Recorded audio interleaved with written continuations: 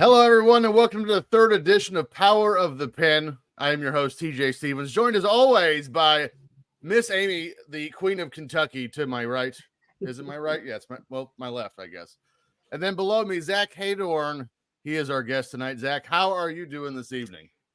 Guys, I'm doing great. Doing great. It's a beautiful summer night here, and super glad to be here with you guys. So thank you so much for the invite, and pumped to chat with you. This is great. So the book we're here to discuss that you just have put out is stunning. The Wrestling Artistry of Steve Austin. There it is. And Amy's going to start us off here with the questions, but I'm just going to tell you, I will ask you more about this later, but I appreciate the angle you took with this book. I thought no one has done this before. So, Miss Amy, go ahead and take us away. This is going to be very interesting. Thank you. I do agree with you, TJ. As you said, we'll get into it, but I do like the structure of the book. And I did notice one thing on the back. It says it's unauthorized. What exactly does that mean? Well, there's some basically what it means and what it signals is that Steve Austin himself was not a part of the project. So it basically is there really to make sure that the legal side of the book is taken care of. The project really, from the start, we knew pretty early on that it was going to be impossible to get Steve just because of his other contractual obligations that he has, like to WWE and what he can be a part of, what he can't. Right. But really, the vision for the project lived outside of that anyway. So, but you said to slap it on there just because. When you say we, who are you talking about? When you say we knew who's we? Yeah, well, great question. I should have started with that actually, because I worked with Hybrid Shoot, which is an independent publishing company. That focuses on releasing books in the pro wrestling, MMA, boxing genre. Oh, okay. And the gentleman who runs that publishing company is Jonathan Snowden. So I don't know if you guys have. He did the big MMA encyclopedia. He wrote the Shamrock biography a few years ago. So he was kind of my mentor on the project. So when we, kicked around ideas and worked on outlines and editing and, the business of it, how we wanted to take it to the market, he was the kind of the person that I leaned on to do this. When I say we, I mean him and I.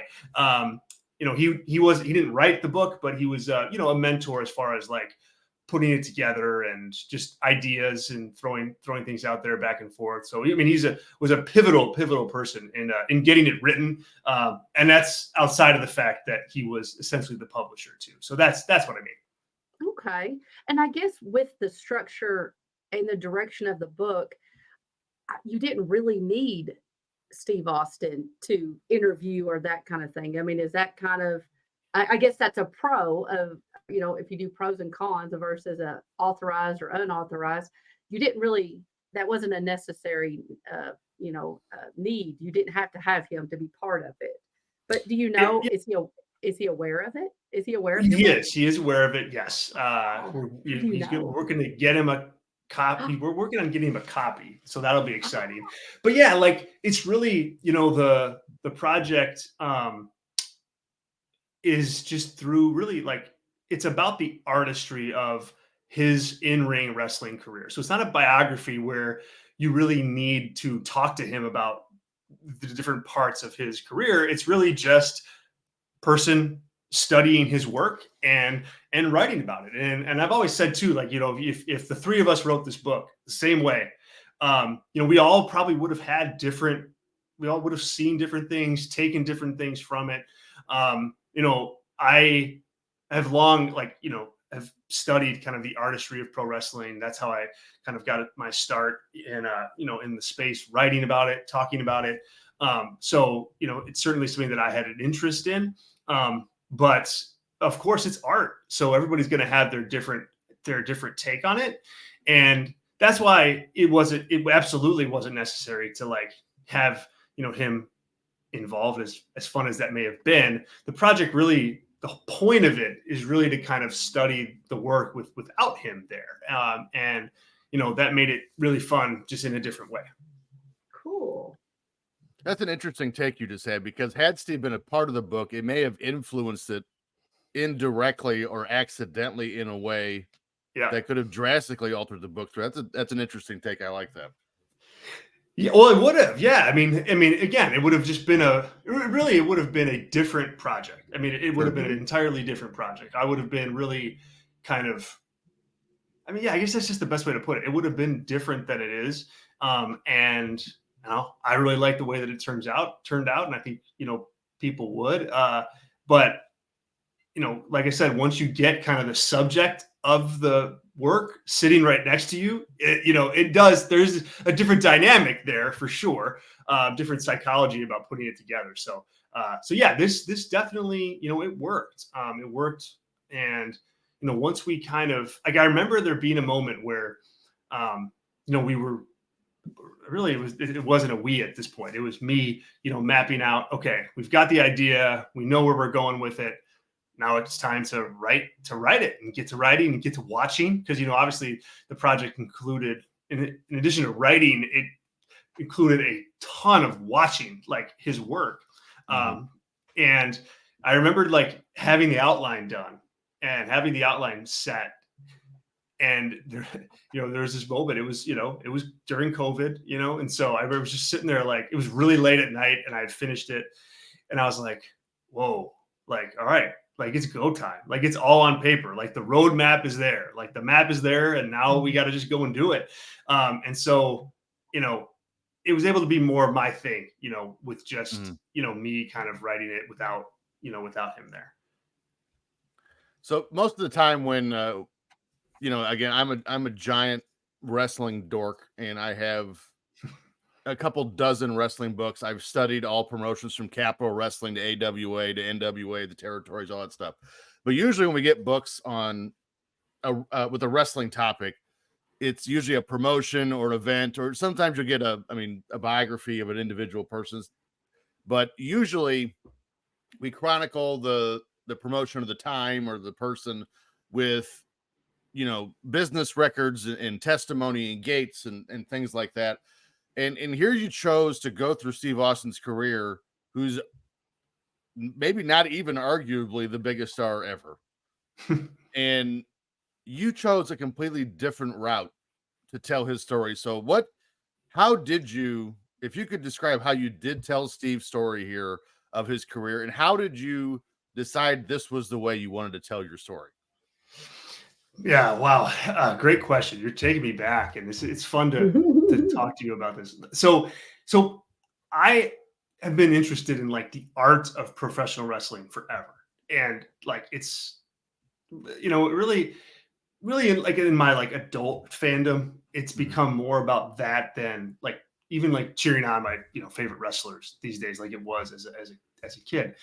And that, that's me. Everybody watches differently. Right. But I always thought it was fascinating, like, that, you put people in a building, you put a ring in there, 2 people, and then they create this thing that, like, stands the test of time, number one, but also, like, pulls a reaction from a crowd and from a big group of people, from people watching at home. And then I always remember I used to think about it like, well, it's kind of like a concert. Well, it is, but not really, because not really. There's like a back and forth. Like, the art goes both ways. Like, it's like the wrestlers do something in the ring, gets a response. That response feeds back to them what they do. And I always thought that was just a unique equation. And there's no other art really on the planet like it in that way, where it's like it's influencing itself as it's being made. Mm-hmm. You have an artist, he paints a painting, people look at it, react. You read a book, people read it and react. Play, people aren't changing the play as it goes on. Like, it's just, It is what it is.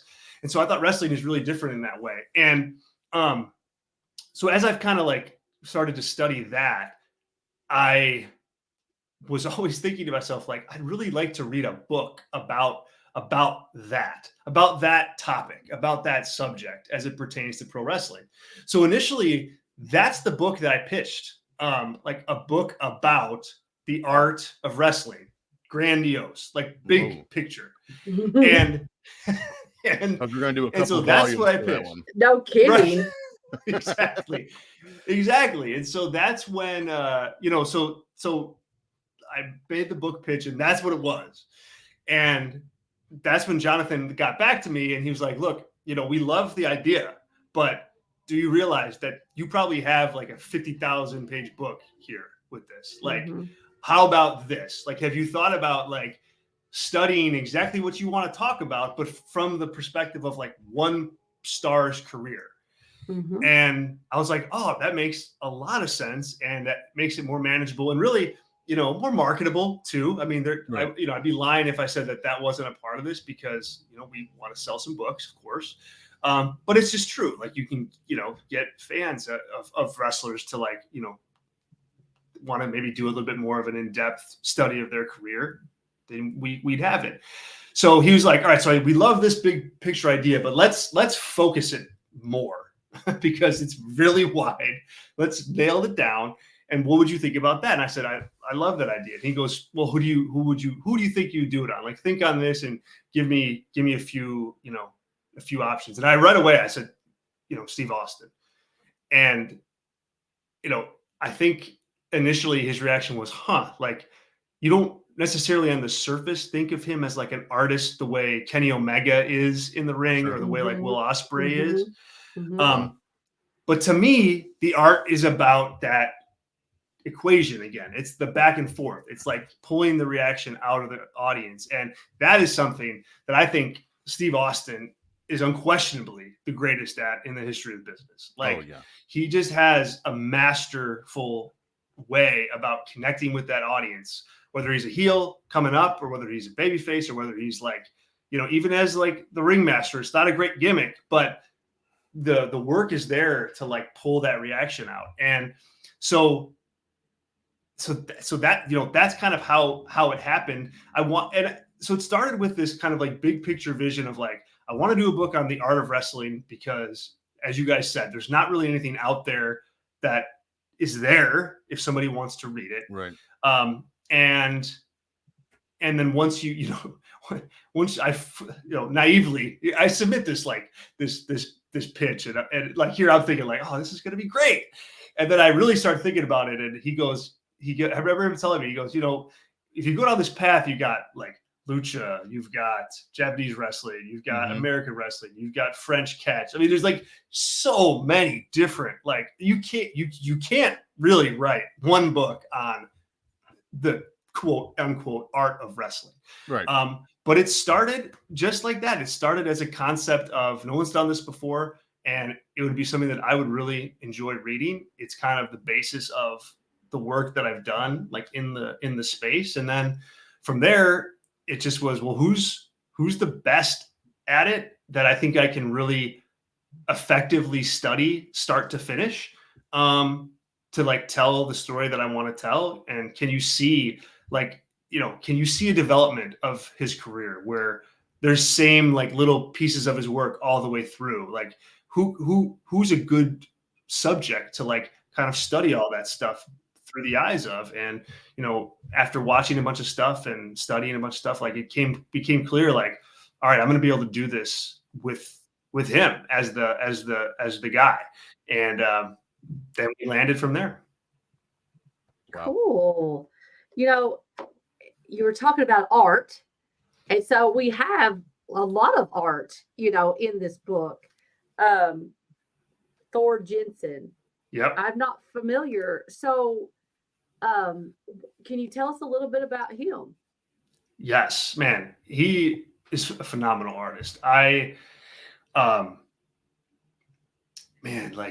It's basically the concept that I wanted things to have, because I knew what the book was going to be, like it's not like if you're looking for like, a riveting mystery or page turning like novel, like, or like, oh man, I wonder what happens next in Steve Austin's career. Like this is not that kind of book. It's a book that really it studies, the art of wrestling. And so I wanted to write it the way that I wanted to write it, but I also wanted it to be, appealing from an, eye perspective. And when people are holding it and reading it, like, how can we make it more interesting for them to look at and just spend time with? And so that's when the idea came, all right, well, let's get an artist involved. And the idea initially was, so in the book, I have it outlined. Really, it's all the chapters are the different eras of his career. So we start off like when he's a rookie, and we go to, Stunning Steve, and then Hollywood Blondes, and then the Post Blondes, and ECW, Ringmaster, like, and there's an early Stone Cold chapter in there. Then there's like the hot, Steve Austin, Stone Cold Steve Austin run in there, heel Stone Cold, and then we wrap up with the end of his career. And the last match is his match against Kevin Owens at WrestleMania 38. And like within each chapter, there are a batch of matches that I go through with like fine-tooth comb, like heavy in depth, all essentially like frame by frame, what's happening in the match, and then analysis on like what's going on and why is it working, why is it not working, et cetera, et cetera. So the idea initially was, all right, we'll get one piece of art for every era, for every chapter, and the cover. And I told him, like, I'm looking, it's Stone Cold, so I'd like it to be like, a little bit of an edgy cover, a little bit of a rough cover, a little raw. And then the same thing with the pictures like inside. And so then send it off to him, and he was like, great. He sent some samples back, and I was like, perfect. Like, this is exactly what we're going for. Great. And so there's 10 chapters in the book. So we were thinking, all right, we're going to get 10 pieces of art back plus the cover. And he sent over 100 pieces of art back. So he got really into it, and was just like, man, I just started going, and like, just, kind of had like the vibe of what we wanted, and just thought, hey, I'm going to just do a bunch more. And of course, I was like, well, where are we going to put all of it? But we figured it out. And I think it blends in nice and really breaks up the book a bit, makes it a little more pleasing to the eye. And it's just really cool to have that, it's one of one. Like there's no other art. We didn't take it from someone else and pay for rights. Like, we worked with him, we paid him to do the job, and he, made that stuff exclusively for this book. So I forever grateful to him for that. And he was a great partner on this. Was he a wrestling fan by chance? Was he familiar with Stone Cold, or did you have to say, here are some matches to watch? Because he doesn't just draw Stone Cold. There are other characters, Yeah. Vince McMahon. No, he's a wrestler. He knows wrestling well. So I was able to just tell him, like, hey, these are the matches that we're doing. And he knows, like, he knew, like, all right, in Brett and Steve at WrestleMania 13, there's, the iconic shot. Like, he knew Owen and Steve, there's the pile drive, so I didn't have to coach him up too much on that. Really at all. Like, he was able to take it and just, he knew what he wanted to pull out of it. I didn't give him much direction at all on that. We really left it open to him to just, create what he wanted to create, and it ended up working great. I really, if there's a reason to buy this book, like, hey, I think you'll like it from the writing, no question. But the art's worth it. The art's worth it just on its own. It's really cool. So, being a Chicago guy, and Chicago's known for an illustrious wrestling scene throughout the decades. And Steve Austin has even referenced himself that his favorite venue to wrestle in was the Rosemont. So, a two-part question here, because you've referenced throughout you're an Austin guy. So my first question, have you ever seen Austin wrestle live? And then my second question would be, if you could go back and see one match live of Austin's, what would it be? Because, and I will, to a previous thing we mentioned too, Steve Austin's not the worker Kenny Omega was. He was pre-knees and neck. Him in WCW is a whole different monster. If no one's seen that, you need to go back and look at it. But I submit my time.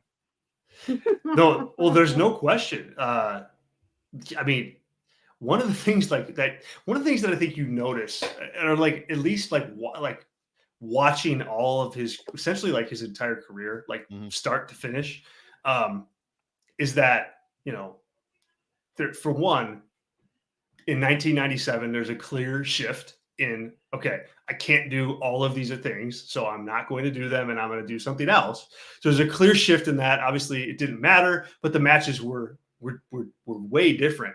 But man, when you go to like, I mean, he started his career. His first match was in 1989, and Mhm. really he got rolling in 1990. That's when he was Rookie of the Year, and that's the big feud with Chris Adams in the USWA. Like, he's a I don't know how to frame this really, but he's a like shining prospect. Like, Yes. he's over fast. He gets in ring fast. He becomes a big star really, really fast.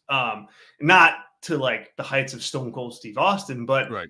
he's in WCW in 1991, wrestling Dustin Rhodes in 2 out of 3 Falls matches. Like, he picks it up quick, and you don't obviously when you think of Steve Austin, you think of Stone Cold, but there is some really great stuff prior to that where if you just looked at his matches and was like, all right, I'm watching Raw from 1998, like you're going to get a certain Steve Austin for sure, and a good one. But there's a whole mess of stuff prior to that is really, really good in its own right. Austin So Steamboat. Oh, right. The Austin Steamboat stuff is Mm. amazing. Like, one of my favorite, I'm totally like rambling here, but Let's do one it. of my favorite Okay. chapters that I wrote was the chapter on the Hollywood Blondes. That was one of my favorites because I knew, the least about it really. Like, I knew they were in a tag team together, and I knew the tag team was pretty good, but they were so short lived that there's not a ton of like prominent tape. So you have to like go back and watch like WCW Superstar or whatever that was, WCW Saturday night and like Worldwide and that stuff to really see them. And then when you watch it, you're like, dang, like this is good stuff. Like they're a really good tag team. So so to answer your question, I mean, yes, I was able to see Steve Austin before. I saw him work in the Allstate Arena. It was the first time I saw him live, though, was like heel Austin. It was the episode of Raw where he's whipping Taz with the belt in the middle of the ring with like the Alliance all around. I do remember that. I was in the building for that. But then I was in, he had some like in that final run, like 02, there was some Raw stuff that I saw him there too. So not in the heyday though, not in his like hot run. And I think, the match that I would have liked to have been at most, well, I mean, honestly, like personally, like I would have loved to be at that WrestleMania 15 Rock match. I talk about that event in the book as like being like a signature, like part of my fandom. And I go into why, and it's, that's kind of serves as like the prologue, the story of that match and that event. So, I'd love to have been there. It's not his best match, not by a long shot, but for me personally, like that would probably be the one that I would pick to go see because it meant a lot to me at the time. Amy, did you ever see Steve live? No, I don't think I did. I saw him one time. It was his last match at WrestleMania 19. That was the only time I ever saw him. No kidding. You were in the building for that. Wow. Wow. So actually, when he's that famous shot of him walking, this is a really funny story of him from the back walking down the ramp. If you watch it really close on the left-hand side, as he gets towards the bottom of the ramp, you'll see a hat fly over the handrail onto the floor. So tell me that's your hat. It's not. It's actually better than that. So my cousin David and I, it was the day of my 18th birthday.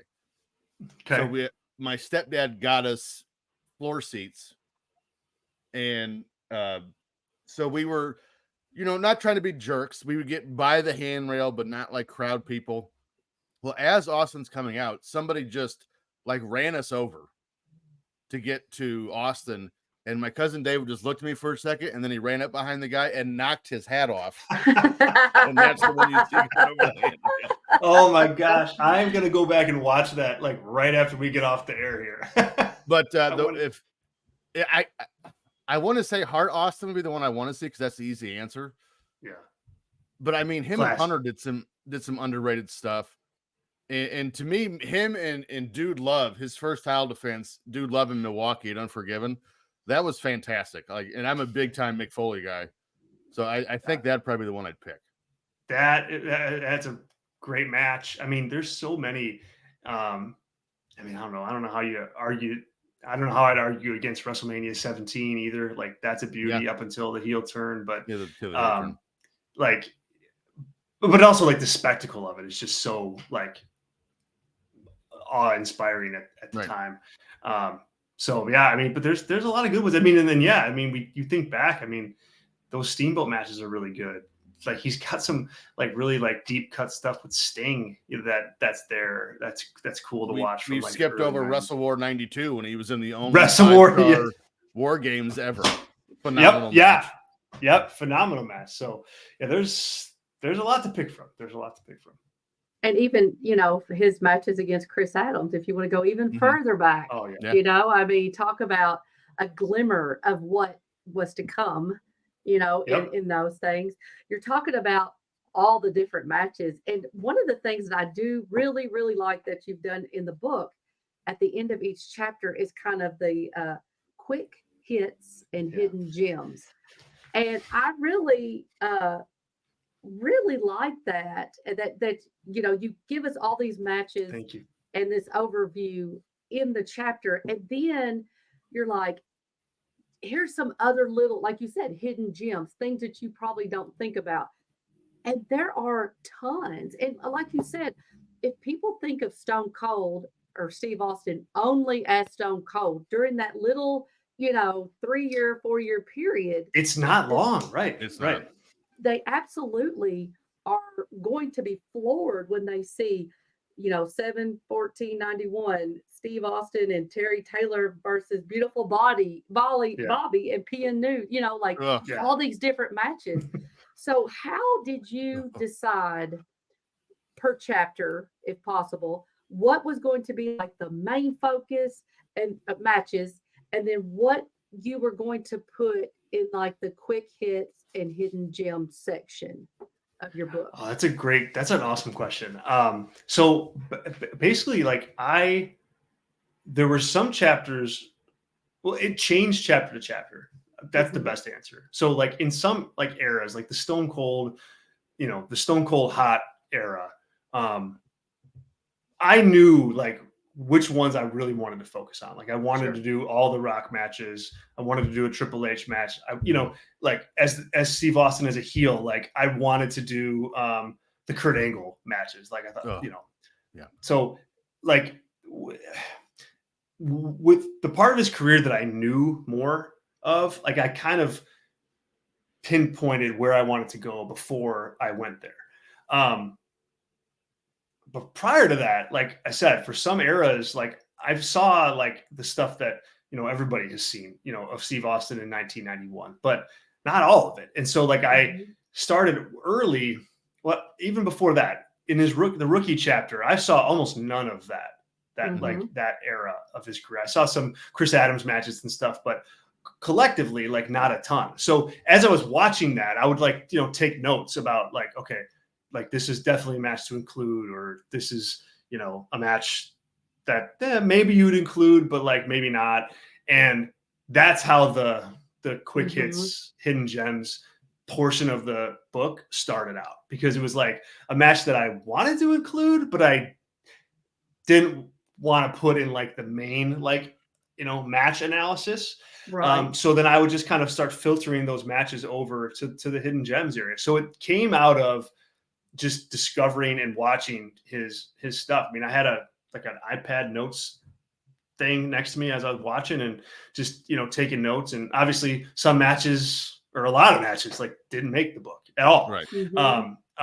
You know, but like, which is I remember amazing to think about, as many matches as you give us to watch, either in the hidden gems or you talk about, there's still Yeah. matches out there that did not make the cut. Yeah, like so a good example of this is in the rookie chapter. There's a match where you know, Chris Adams is dressed up as like an army guy and Steve Austin is dressed up as a football player and they're having a wrestling match. And I was like, this is cool. It doesn't really fit with like the big time match analysis, but it's still pretty cool. Like I want to like still talk about it a little bit. So I'll put that there.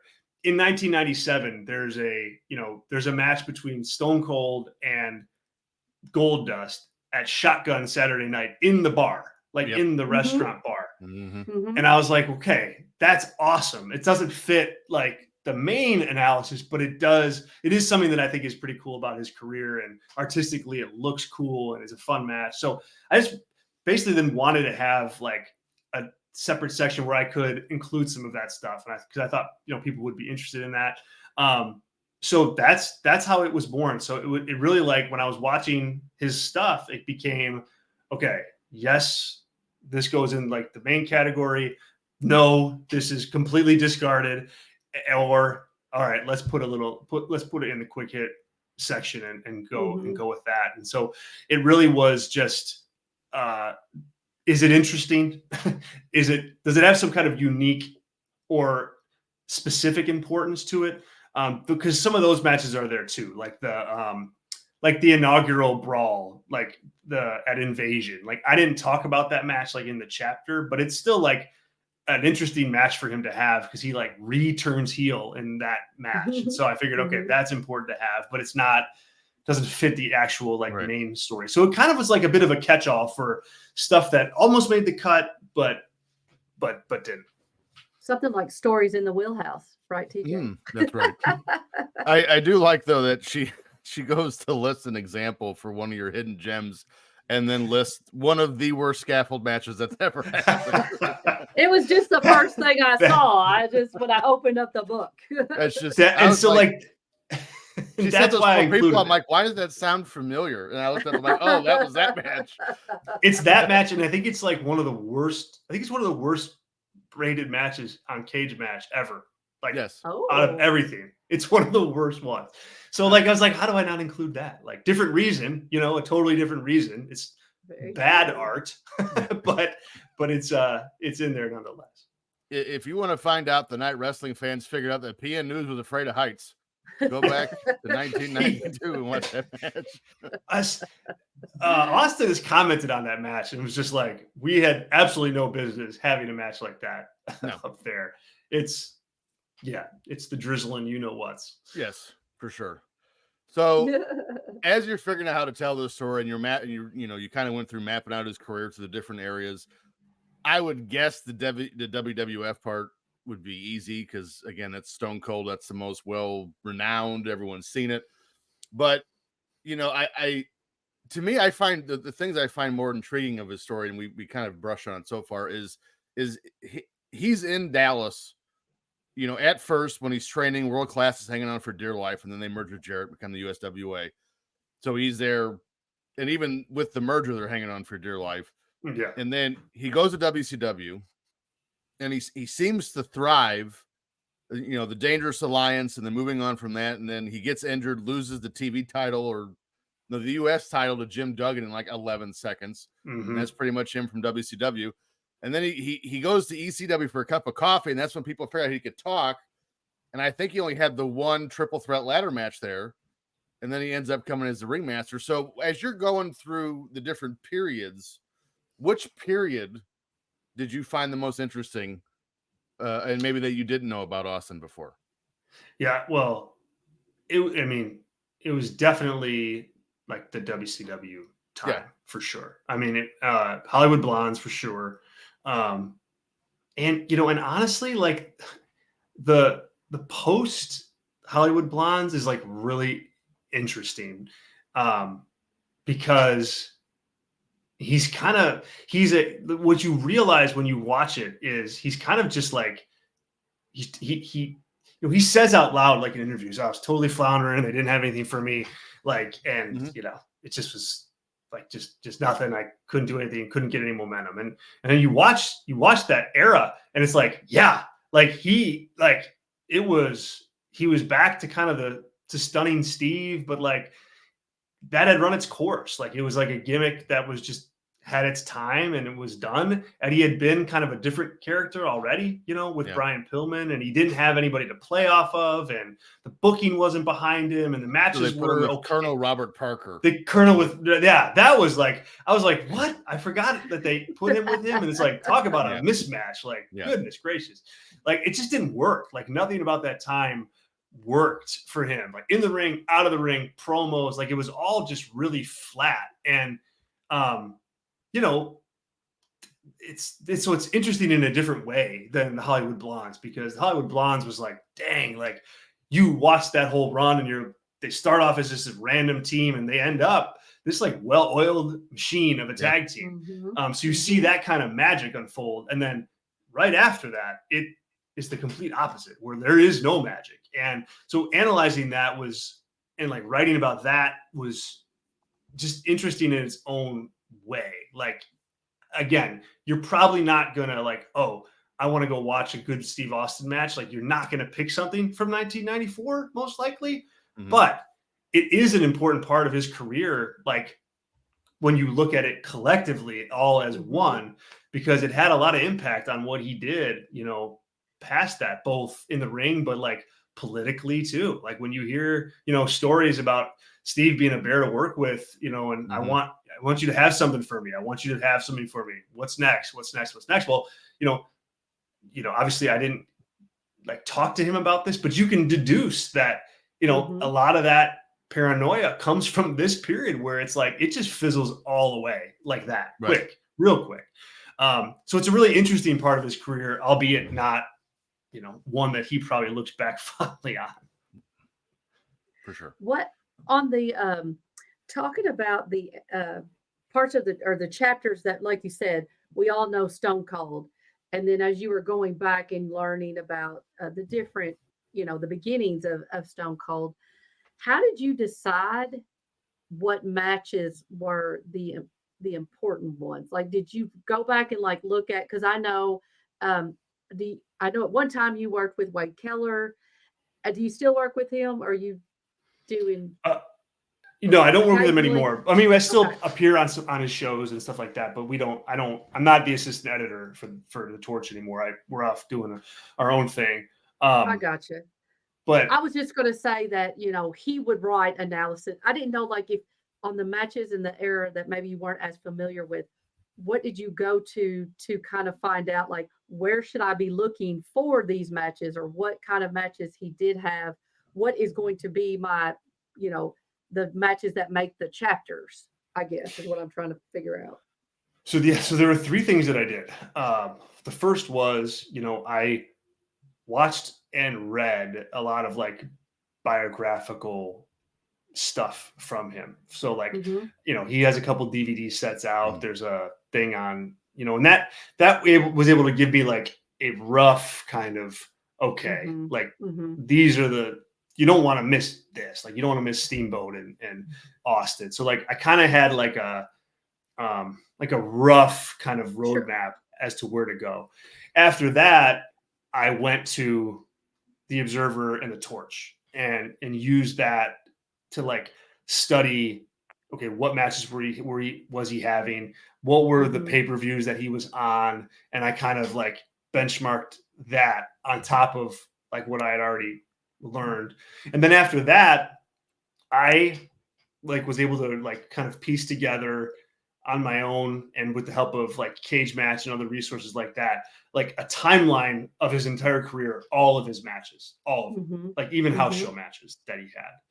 And then I laid that in on top. And that was it was those three elements that kind of like directed me like where to go.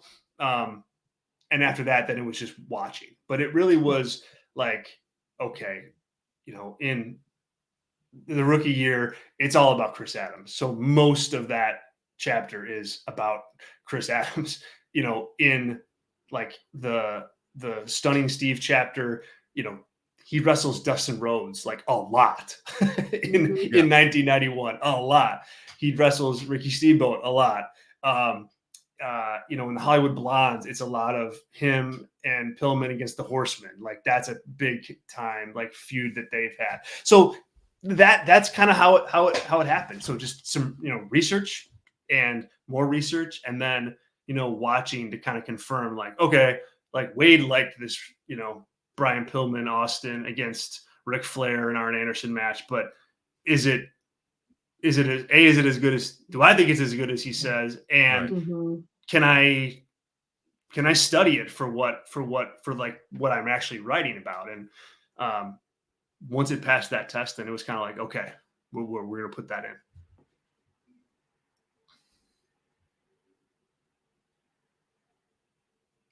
Yeah, one more, Amy. Okay. Well, I didn't know if you wanted me to ask it now, because I was thinking, okay, you're talking about watching the matches and stuff.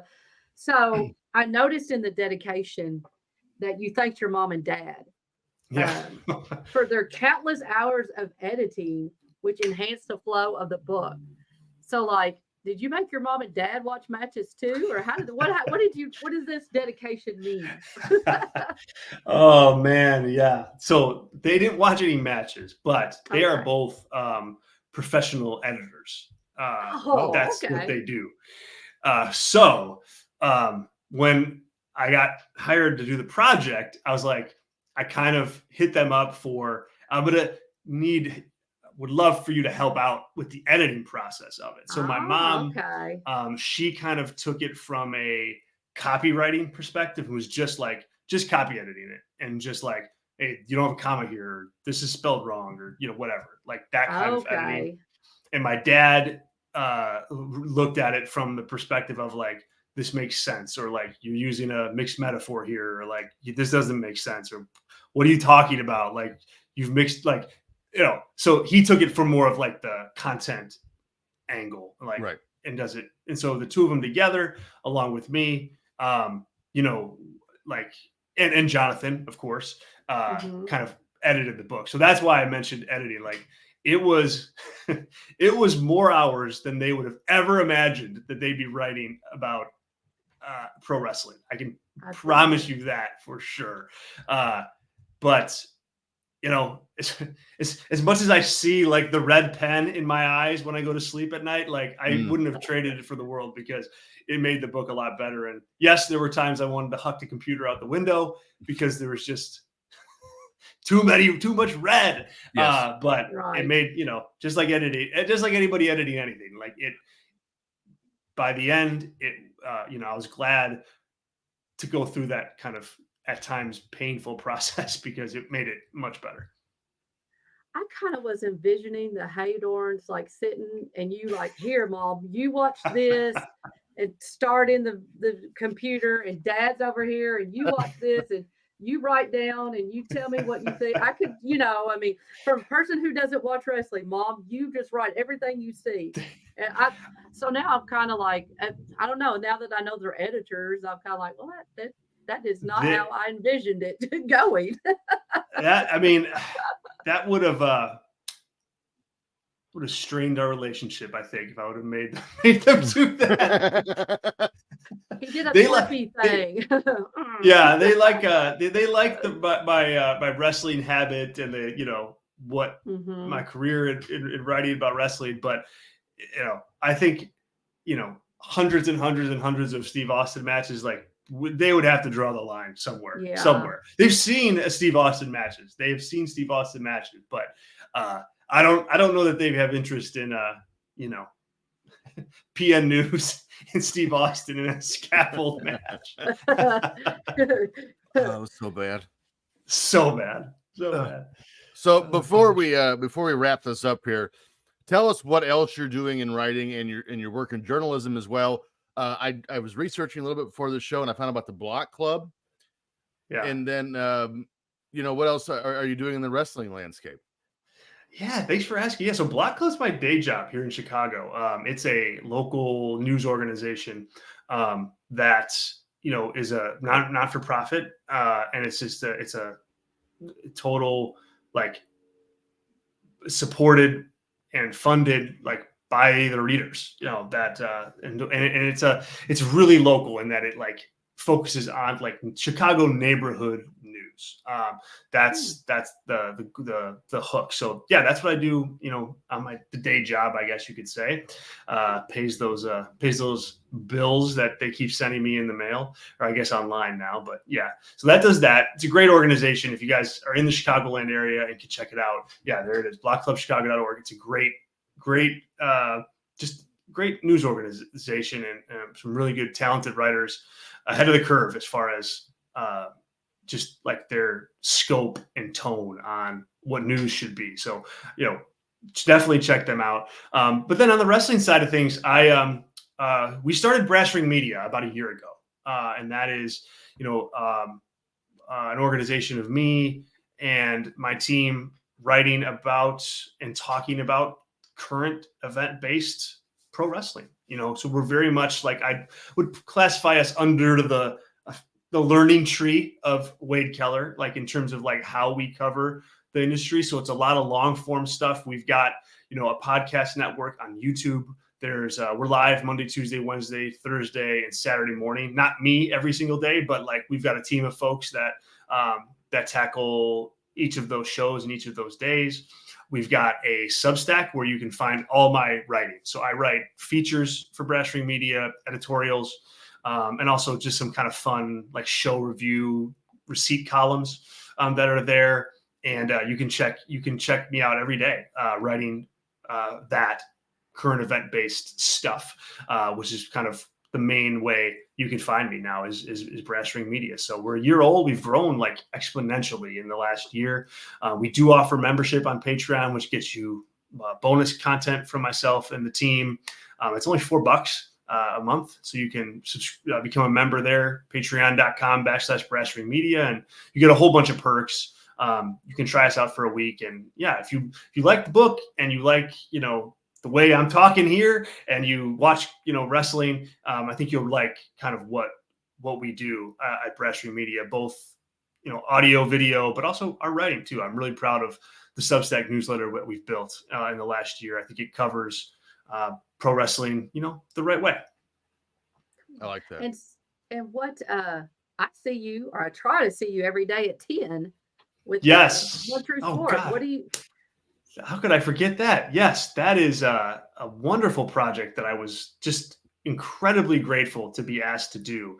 The team at One True Sport approached me. Hey, do you want to tackle like a kind of a daily news hit show for One True Sport and the One True Sport YouTube channel? And so, yes, every day, 11 Eastern, I am on the air for One True Sport, talking the news of the day, the news of the week, previewing like Raw, SmackDown, NXT, you know, what have you, but mainly, you know, talking to you guys, talking to Amy, talking to everybody else who joins in. We're on YouTube, but you can also catch us on Rob Van Dam's Twitter feed. We broadcast all sorts of places, and so yeah, really pumped to be a part of that. That's been going. Geez, we're almost on episode 60 with that. We've done a lot of episodes there. Really? So Okay. that's a really fun thing. And really, you know, yeah, it doesn't take a long time to listen to. I try to get in and out. It's close to 30 minutes. You know, I know all of you have very important things to do that don't necessarily include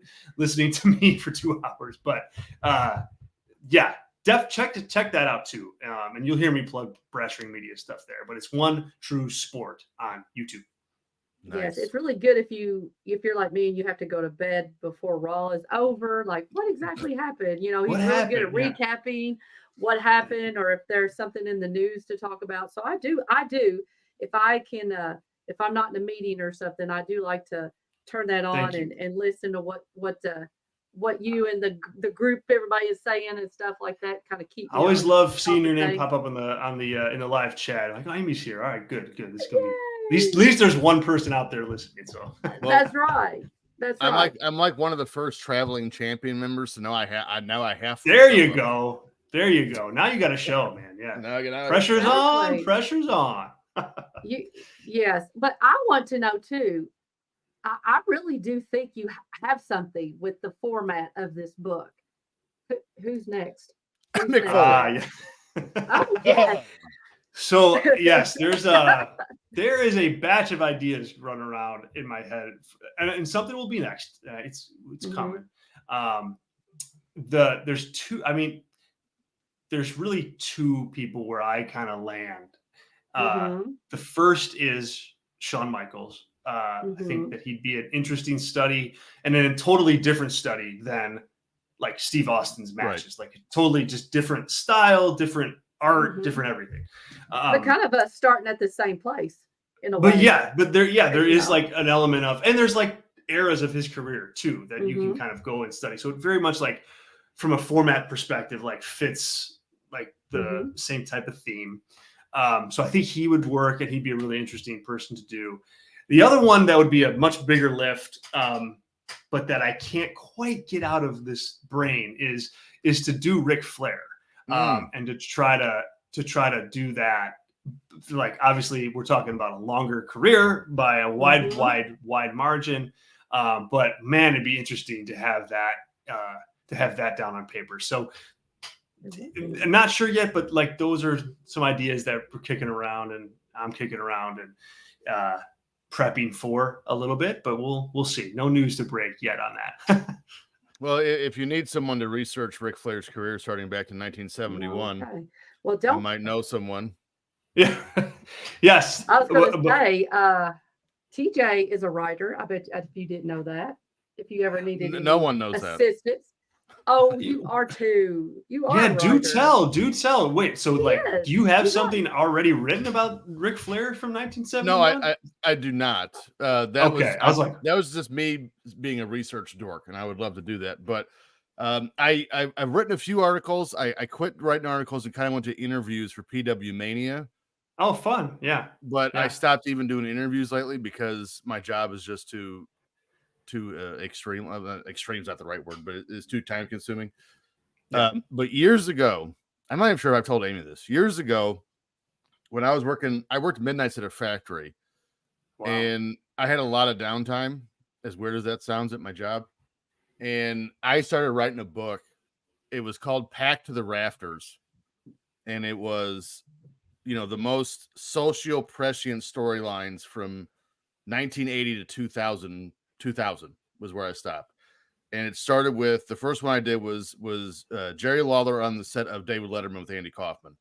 Wow. That was the first one I did. And I think I stopped with the Triple H Cactus Jack retirement match at No Mercy. Was that No Mercy? Yeah, No Mercy 2000. And as you know, the average novel length is 67,000 words. When I got done with 2000, I was at 97. Wow. So I need to find a way. How did you write about those matches? Like, what was what were you doing with them? Just So like rewriting feuds or what? Well, he definitely didn't have your mom and dad editing. I can tell you that. Well, hey, At they're happy to help. 97,000. well, my mom and dad would be like, my dad barely reads, like, let alone edits. So I went back and kind of recounted the whole feud, but through the eyes of a fan. Got it. So like cool. the events that happened through like almost like if you were watching it on TV. Wow, that's And that. Hey, you never know. One of the things that Jonathan told me was like, like nothing's anything until you decide to make it something. True. So you may have something there, my friend. I still have it. I still yeah, have it. you may have something there. That's awesome. That's right. You only told me about the Cubs fan book. I also wrote a Cubs book, yeah. But then I didn't know about that one. The title of my Cubs book was the Diary of a Mad Cubs Fan. Well, then they went and won the World Series, so now it's worthless. Now I can't post it now. I can't publish it now. Can you write a Sox fan one, please? I can be the just primary. For this season.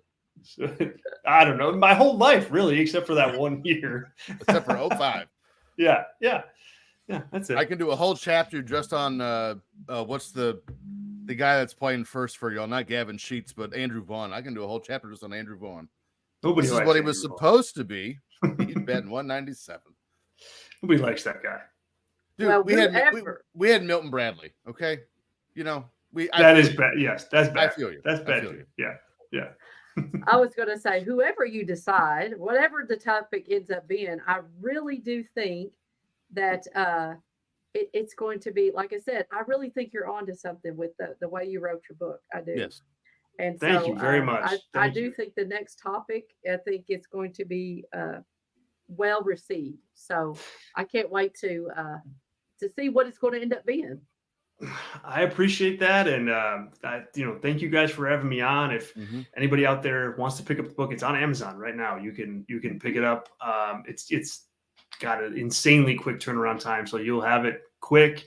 We've got obviously paperback copies out there, but also every kind of digital e-edition that you could want is there too. Kindle e-edition. I don't know. There's a couple other formats that we put out. So yeah, definitely pick it up. I think you guys will like it, and I'd love to hear your feedback. Leave a review on Amazon. I mean, that helps a ton. Like, kind of get the book out there more. So thank you in advance if you decide to pick it up, and you can find me on Twitter. Hit me up. I'd love to hear your thoughts if you decide to do it.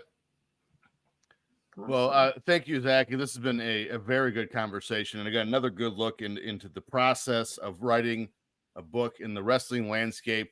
He is Zach Haydorn. That's Miss Amy from Kentucky up above me. I am TJ Stevens, bidding you farewell until the next Power of the Pen.